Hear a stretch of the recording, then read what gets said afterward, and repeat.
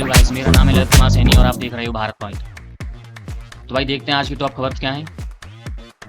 अगर जंग नहीं रुकी तो गंभीर नतीजे होंगे। मुलाकात से पहले ट्रंप ने पुतिन को दी कड़ी चेतावनी। वही उल्टी सीधी बात करता तभी तो मामला और भी बिगड़ता है। अभी तक मुलाकात हुई नहीं है और ये उसको कह रहा है कि जंग नहीं रुकी तो नतीजे बुरे होंगे। तो फिर भाई इनकी देखना मीटिंग भी कहीं ना कहीं खराब ही जा सकती है। इस हिसाब से ट्रंप बोलता है। ट्रंप देखा जाए तो मुंहफट आदमी बिल्कुल, ये कुछ भी बोलता रहता है। इसे नतीजों का अंदाजा नहीं होता क्या, पता नहीं। डोनाल्ड ट्रंप ने अलास्का में होने वाली मुलाकात से ठीक पहले बयान देकर व्लादिमीर पुतिन को पर दबाव बढ़ा दिया है। भाई दबाव तो क्या बढ़ा दिया है भाई। अमेरिकी राष्ट्रपति डोनाल्ड ट्रंप ने रूस को लेकर बेहद सख्त रुख अख्तियार कर लिया है। ट्रंप ने कहा है कि अगर रूस के राष्ट्रपति व्लादिमीर पुतिन यूक्रेन में युद्ध को खत्म करने से इनकार करते हैं तो इसका गंभीर नतीजे होंगे। बताना होगा कि शुक्रवार को शिखर वार्ता में ट्रंप और पुतिन की मुलाकात होनी है। उससे ठीक पहले ट्रंप का यह बयान आना काफी अहम है। शुक्रवार है भाई, गंभीर नतीजे। वैसे आपको शायद पता होगा कि अमेरिका ने भाई रशिया के पास में अपनी एक न्यूक्लियर सबमरीन है वो भी तैनात कर दी थी। क्या मतलब ट्रंप यार जंग लड़ेगा क्या रूस के साथ में? अगर इन दोनों में जंग होती है तो फिर तो यार वो बहुत डेंजर होगी। वो फिर तो ये मान लो कि WW3 वर्ल्ड वॉर 3 है वो तो यार, अगर इन दोनों के बीच में युद्ध हो गया तो ट्रंप और अमेरिका और रशिया में। ट्रंप से जब यह पूछा गया है कि क्या उन्हें इस बात पर भरोसा है कि वह पुतिन को यूक्रेन के लोगों पर हमला करने से रोक पाएंगे, तो उन्होंने कहा कि उनकी रूस के राष्ट्रपति से अच्छी बातचीत हुई है, लेकिन जैसे ही वह घर पहुंचते हैं तो खबरों के जरिए पता चलता है कि रॉकेट ने किसी नर्सिंग होम या अपार्टमेंट बिल्डिंग को टारगेट किया और लोग सड़कों पर मर गए। ओके, मतलब रशिया ने फायर किया रॉकेट तो वहाँ पे भाई मर गए लोग यार। अब तो ये करो भैया, फिर तो इस हिसाब से चेतावनी दी है मतलब अमेरिका ने। अगली खबर, अगर आपका थोड़ी वीडियो पसंद आती है, ऐसी लगती है, कुछ इन्फॉर्मेशन मिली है तो यार वीडियो को यार लाइक करना, चैनल को सब्सक्राइब करना। और अभी अब हमने शुरुआत की है तो यार सपोर्ट के लिए लाइक और सब्सक्राइब जरूर करना और यार कुछ कमेंट जरूर करके जाना। तो अगली खबर ये है, पाकिस्तान में स्वतंत्रता दिवस के मौके पर अंधाधुंध गोलीबारी, 25 समेत 3 की मौत, 60 से अधिक घायल। मतलब पाकिस्तान का स्वतंत्रता दिवस भाई 14 अगस्त है ना। तो भाई हालांकि मुझे तो ये नहीं समझ आता ये स्वतंत्रता दिवस मतलब मनाते क्यों हैं। इनको तो हैप्पी बर्थडे मनाना चाहिए ना अपना यार। ये तो बने थे, आजाद थोड़ी ना हुए थे। आजाद तो एक देश हुआ था हिंदुस्तान, ये तो बने हैं बर्थ। कीदड़ भभकी देने वाले पाकिस्तान को भारत ने इस तरह से सिखाया सबक, फिर दुनिया भर के सामने हुई फजीहत। अब ये तो भैया इनको तो आदत है फजीहत करवाने की। पाकिस्तान IMF के $7 अरब के बेल आउट पैकेज की दूसरी समीक्षा में निर्धारित लक्ष्यों को पूरा करने में विफल रहा। वह 5 में से 3 प्रमुख लक्ष्यों में चूक गया है, जिससे अर्थव्यवस्था में कमजोरियां उजागर हुई हैं। इससे पाकिस्तान की आर्थिक स्थिति और अस्थिर हो सकती है। क्या हो जाए सुधार यार। वैसे देखा जाए तो यार हमारे लिए बर्बाद पाकिस्तान और ज़्यादा यार बेकार है, क्योंकि ये सन की लोग हैं, फिर तो इनके पास होने के लिए बचेगा ही क्या। फिर तो परमाणु ज़्यादा ही करेंगे और क्या है। पाकिस्तान एक बार फिर अंतर्राष्ट्रीय मुद्रा कोष के $7 अरब के बेल आउट पैकेज की दूसरी समीक्षा में निर्धारित महत्वपूर्ण लक्ष्यों को पूरा करने में विफल रहा। रिपोर्टों के अनुसार पाकिस्तान 5 में से प्रमुख लक्ष्यों को हासिल करने में विफल रहा, जो उसकी अर्थव्यवस्था में इस्लामाबाद के इस प्रदर्शन से भारत के उस आरोप की पुष्टि होती है कि पाकिस्तान का उधार लेने और कार्यान्वयन का रिकॉर्ड बहुत खराब है। ऑब्वियस सी बात है। ये है अगली खबर, वोट चोरी एक बार फिर सवालों के घेरे में, ममता सरकार। पश्चिम बंगाल में 100 से अधिक बूथों की वोटर लिस्ट गायब। देखा जाए तो पश्चिम बंगाल में काफ़ी टाइम से ममता बनर्जी की सरकार है। मतलब ये भी कुछ ना कुछ झोल तो लगता है यार। ये मुझे तो लगता है ये वोट चोरी करती है ममता बनर्जी। चलो देखते हैं यार।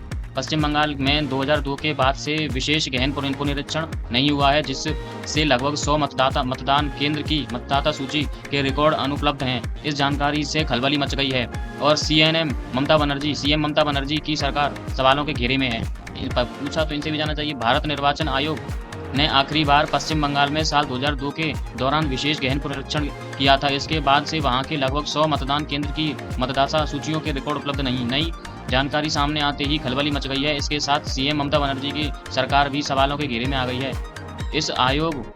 इस साल आयोग MIR करने के लिए 2022 की सूची को आधार मान रहा है। पश्चिम बंगाल के मुख्य निर्वाचन अधिकारी कार्यालय के सूत्रों ने बताया कि यह मामला चुनाव आयोग के संज्ञान में लाया जाएगा। इसके साथ नए MRI के आधार के रूप में 2003 की मसौदा मतदाता सूची के इस्तेमाल की अनुमति मांगी जाएगी।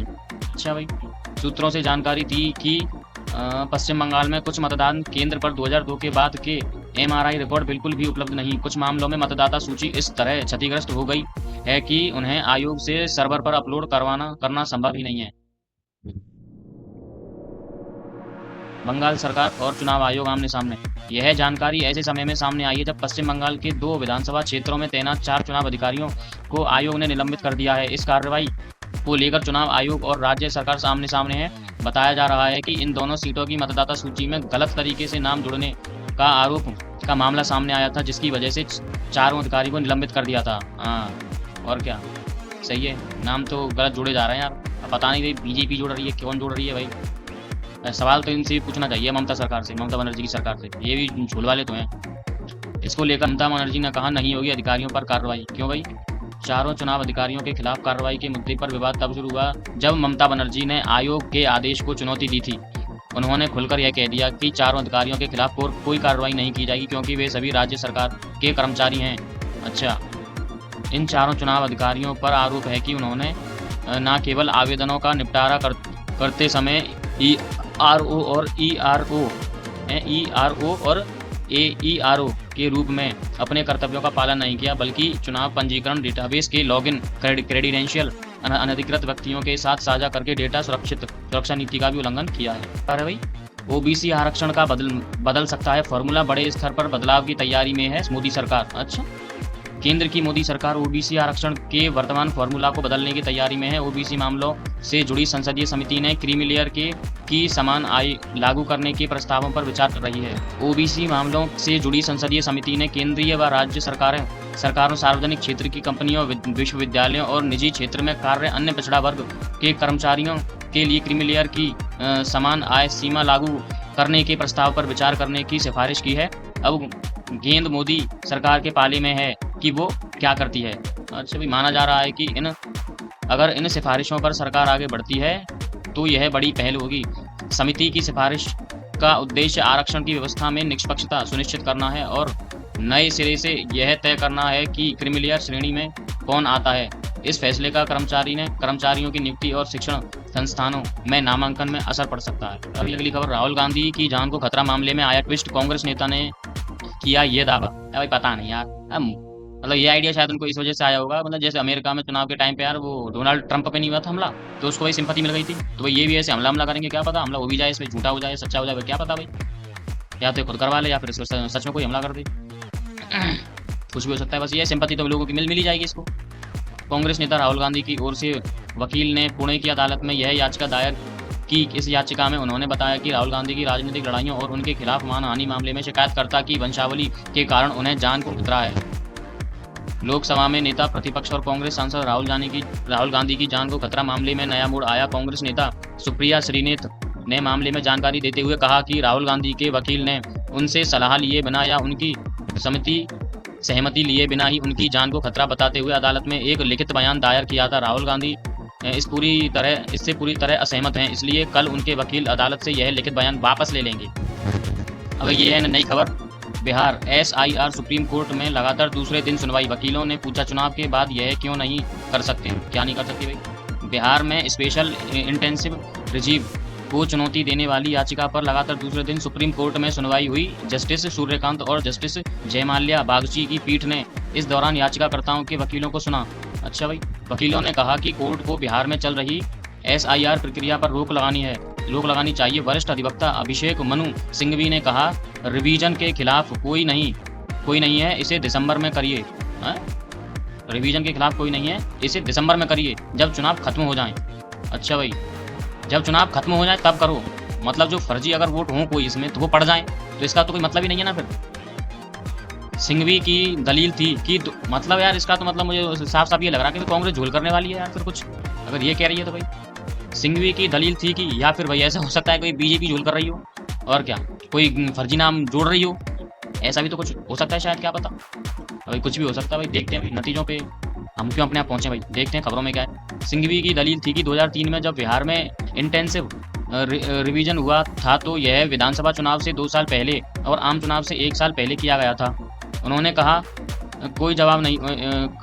इन्होंने यानी कि चुनाव आयोग ने कोई जवाब नहीं दिया कि चुनाव के बाद यह क्यों नहीं कर सकते। पता नहीं क्या ये फतेहपुर हिंदू संगठनों का मकबरे के अंदर मंदिर होने का दावा, लेकिन क्या कह रहे हैं इतिहासकार भाई, देखते हैं पढ़ते हैं। पता नहीं यार क्या बकवास हो रही है यार, ये पता नहीं क्या मकबरा, ये मतलब मंदिर मस्जिद, पता नहीं क्या बकवास हो रही है यार। कई हिंदू संगठन इसके अंदर मंदिर होने का दावा कर रहे हैं। कुछ लोग 11 अगस्त को मकबरे में घुस गए और तोड़फोड़ की। इन संगठनों का दावा है कि इस मकबरे के भीतर हिंदू देवी देवताओं के निशान हैं। अच्छा, हालांकि बाद में फतेहपुर के जिलाधिकारी रविंद्र सिंह ने दावा किया कि अब हालत सामान्य है। पुलिस ने 10 ज्ञात और 150 अज्ञात लोगों के खिलाफ FIR दर्ज की। AP अनूप कुमार सिंह ने कहा, उपद्रवियों की पहचान की जा रही है। नहीं, बिल्कुल यार, उपद्रवी हैं ये लोग। ये कोई भी हो, ये हिंदू मुस्लिम नहीं यार, ये लोग उपद्रवी लोग होते हैं यार, इनको उपद्रवी कहो, सीधी सी बात। कानपुर प्रयागराज GT रोड पर फतेहपुर जिला है। यह गंगा यमुना के बीच दोआब क्षेत्र में स्थित है। गजेटियर में बताया गया है कि अबू नगर का नाम अब्दुस समद के बड़े बेटे अबू मोहम्मद के नाम पर है। मकबरे पर एक शिलालेख में अब्दुस समद की मृत्यु की तारीख 1699 ईस्वी, वहीं उनके पुत्र अबू मोहम्मद की मृत्यु की तारीख 1704 ईस्वी लिखी हुई है भाई इसमें। तो ये इतिहासकार तो यही कह रहे हैं भैया। मकबरे के केयर टेकर मोहम्मद नफीस दावा करते हैं मकबरा करीब 500 साल पुराना है। यहाँ पर अबू मोहम्मद और अबू सदम की मज़ारें हैं। अरे अच्छा भाई, मोहम्मद नफीस ने कहा ये मकबरा 10 साल में बनकर तैयार हुआ था। हमसे पहले अनीस भाई इसकी देखरेख करते थे, उनके देहांत के बाद मैं इसकी देखरेख करता हूँ। मतलब ये तो जो लोग ये कर रहे हैं यार, ये तो बकवास करते हैं यार। अब हर किसी में यार ये मंदिर होने का दावा कैसे करोगे यार? तो पता तो कर क्या हो भाई, ऐसे उठ के किसी को भी मंदिर बोलोगे?